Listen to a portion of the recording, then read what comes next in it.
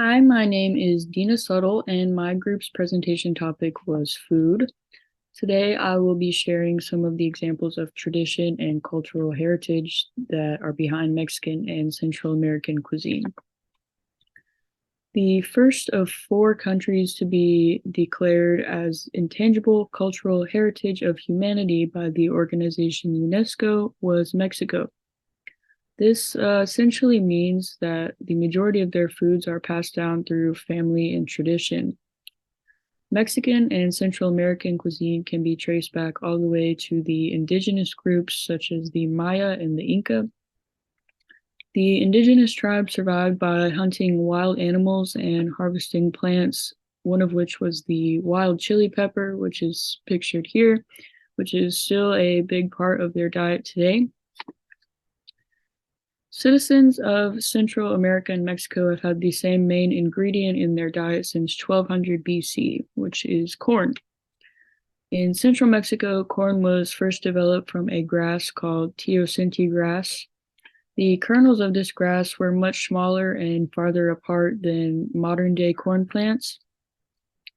Later on, the Spanish would trade and introduce this grass to America, which would become a primary crop for them as well.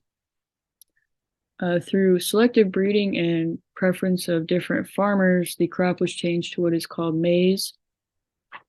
Through a process called nixtamalization, the corn was transformed into sort of a mash, which allowed for tortillas to be made.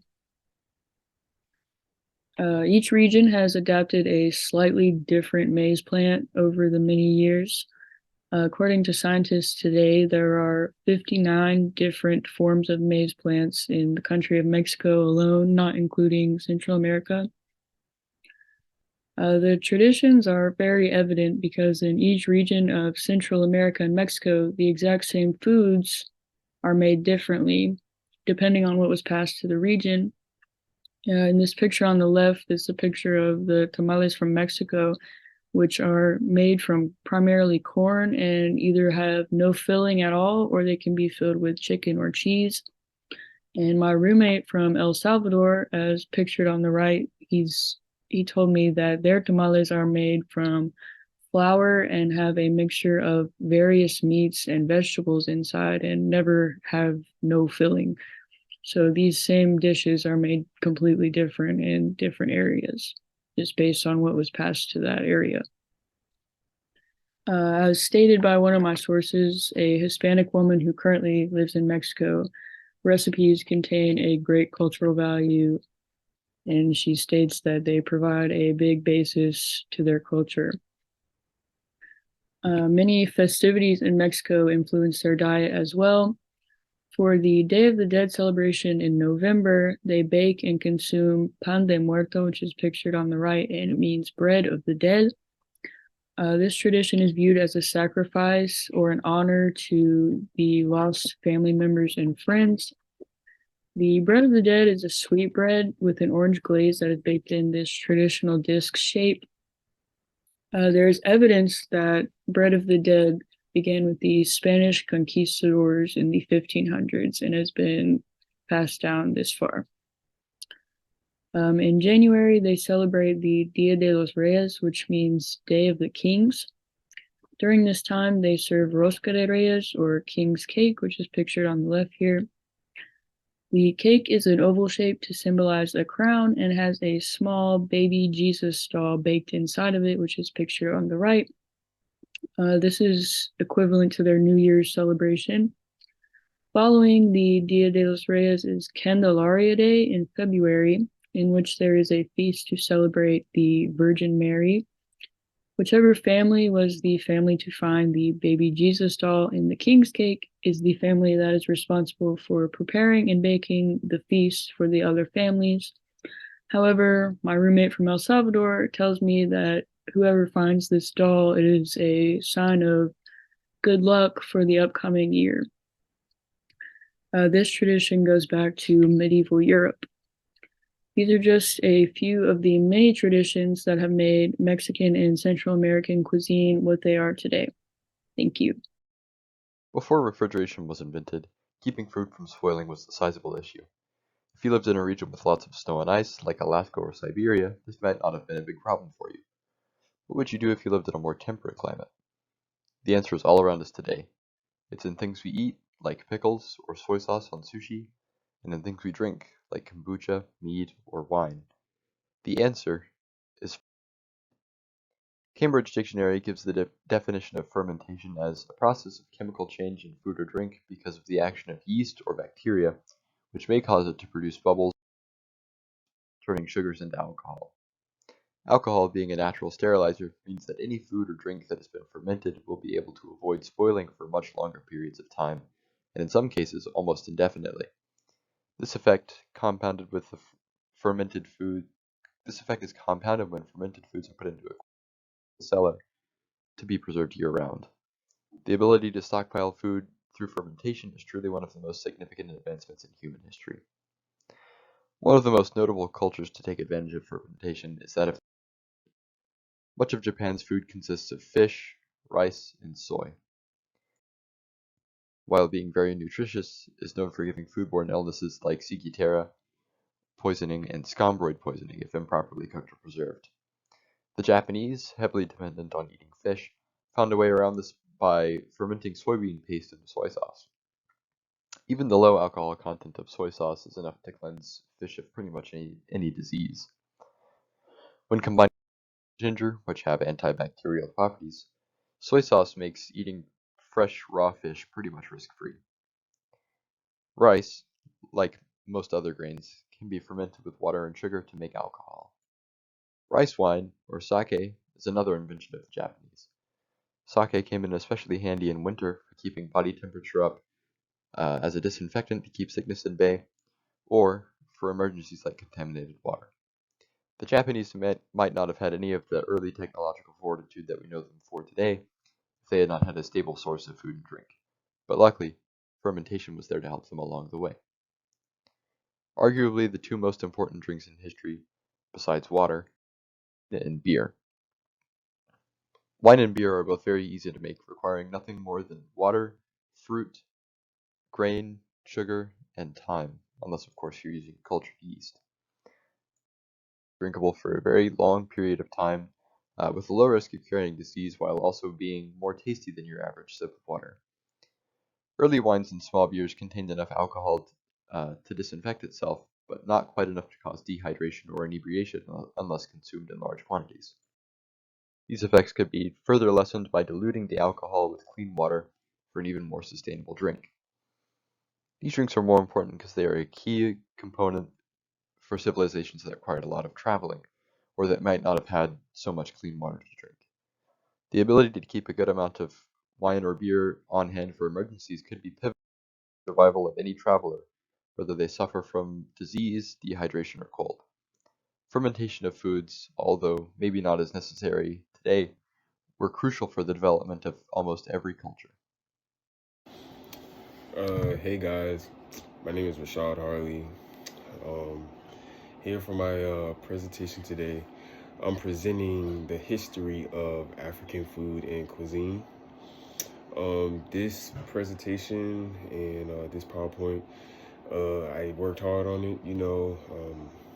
I did a lot of digging deep and a lot of research into why the culture of African food is really good, and the history behind it, and how it correlates with my culture and everybody around the world is eating. So I'll go on to say, I'll just go over to my first slide. Um, right here. For my first slide, I have the upcoming of African foods. The upcoming of African foods, it dated way back during the times of when they were just farming. Before farming, what they were doing, they were mostly just eating fruits and stuff like that. And how they were getting their fat, they were getting their fat by eating nuts and stuff like that, and they would just eat a couple of few meats. They ate a lot of figs. They ate a lot of seafood, because a lot of Africans, they're by the coast. They're all by the coast, so it's like, it's always in the tropical area. So why not eat shellfish, you know, just regular fish, crabs, all that. So goes into a lot of factors for a lot of things. For my next one right here, I have the traditional African foods. For the traditional African foods right here, I have displayed in this picture, I have a cuisine called, I believe it's chorba. It's chorba soup. It's a customized, it's called chorba frick soup. And I never had it before. I would like to taste it most likely, but this fruit, it comes from the Algerian side, you know. So they made that, and thought it was a cool dish to talk about, you know, something that I would possibly try in the future, you know. And the soup is actually made with you know, with meat, chickpeas, old grain, old grain called frick, you know, and just different flavors and different things like that, you know, that goes into it, you know.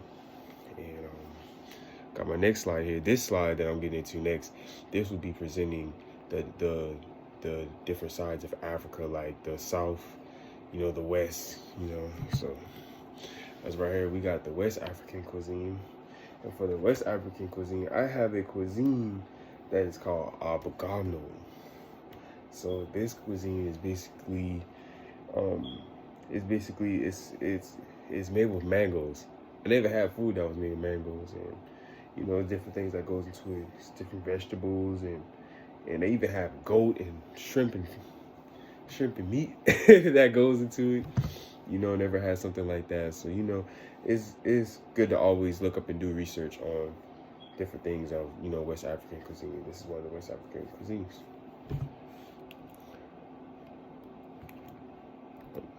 So for my next cuisine is South African foods. So this cuisine that I have right here, I have a conventional dish, and this dish is made with, you know, tomatoes, fish. It's made with jollof rice, and jollof rice goes into a lot of different ethnicities and different cultures, you know, so it goes into that. And it also came from the Creole people who have Creole accent, you know, so it's a lot of history that goes into that. And that's all I got for you today, and I got my work cited. Hi, I'm Hayley Leming, and I will be talking about Middle Eastern food and culture. So first, the culinary background. Most people living in the Middle East are Muslim, and so they practice the religion of Islam. This influences the way they prepare and season their cuisines. So many countries in the Middle East observe Islam as their religion, and that includes Egypt, Iran, Iraq, Kuwait, Lebanon, Syria, Turkey, the United Arab Emirates, and many more.